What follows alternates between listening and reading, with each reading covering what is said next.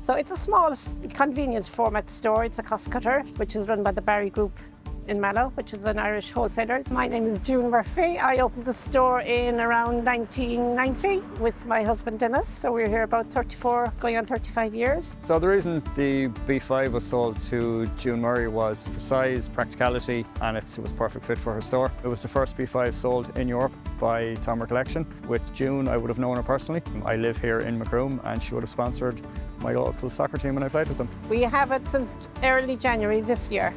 It's a TOMRA machine. They installed it just after the New Year. We wanted to get it in and get it settled where we were going to put it because we had little space. Our space is tight, but we managed to fit it in nicely. And now everybody just brings it back. And as well, they bring it back to us because we're small and there's no queues. In the bigger stores downtown, you could have a huge queue. You might have to wait 20 minutes. But they tend to bring it maybe once a week, so they might have a lot and then they get back maybe 6, 7, 8, 10 euros sometimes. And generally speaking, they will spend that money in store. Our machine is given very little trouble. Anything that will be sustainable to the environment is an absolute no-brainer. We change all the light fittings and all that to make it more sustainable and for sustainability for the customers as well.